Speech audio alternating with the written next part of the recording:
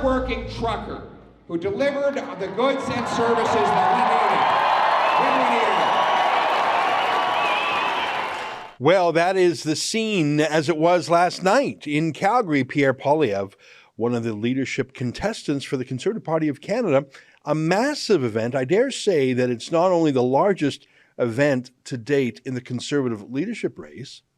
I put it to you that with that many folks, more than 5,000, it was larger than any general election event by any of the parties in the 2021 campaign. Now, you might say, well, that's because there were still some COVID restrictions, and there's some truth to it.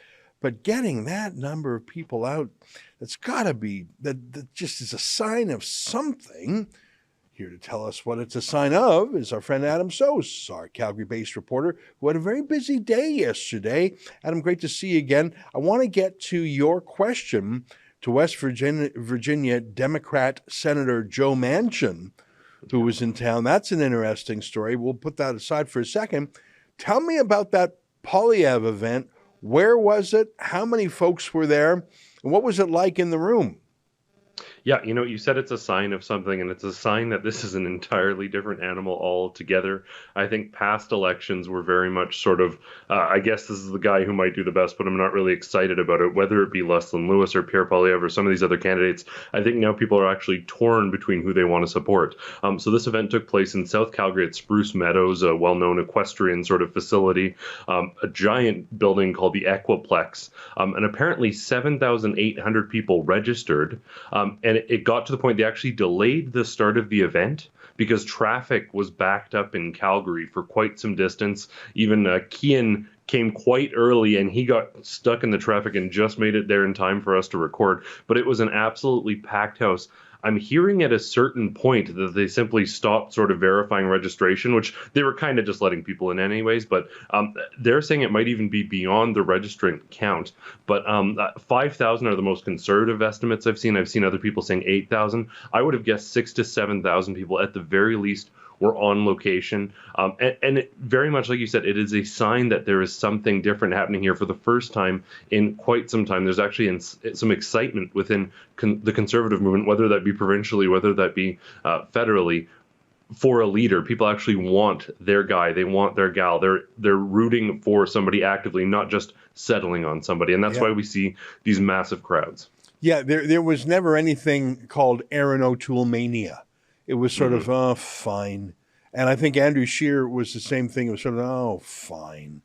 And so I think there's an actual energy there, a positive energy.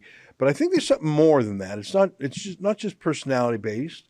I think it's the last two leaders in the Conservative Party were sort of self-hating conservatives. And I know people would say, no, that's not true. They're solid conservatives. Well, maybe in their hearts they were, or in the privacy of a one-on-one conversation, they could be really butch.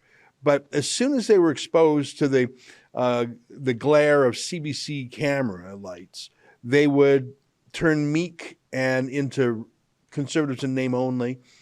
And my beef with Aaron O'Toole and Andrew Scheer, I mean, I had some quarrels with them on policy issues. Both of them were too cowardly on global warming, etc. Aaron O'Toole was absolutely useless on the pandemic. But they were just absolutely terrified of and compliant to, submissive to the media party. Yeah, and so you couldn't 100%. Count on them for everything. And I think people could detect that. And people almost felt let down in advance. I think there's a hope that maybe Pierre Poilievre actually means it when he says these conservative things. Yeah, and I think that is very much the case for some of these candidates. They come into a room, they tell you what they're thinking, regardless of what you may think about that. Keep in mind, the nights before last week, we had two events for Dr. Leslyn Lewis, 400 people at the first one, over 1,000 at the second one. So people are coming out en masse, and they're attracted to these candidates that aren't compromising. I think they can also detect there's a bit of a trend of some folks out there who are quiet during the protests, during the trucker convoy, throughout all this. Now they're trying to sort of cash in and say they were always a part of that. I think Dr. Leslyn Lewis and Pierre Poilievre, to an extent, were a little bit stronger in their support of that.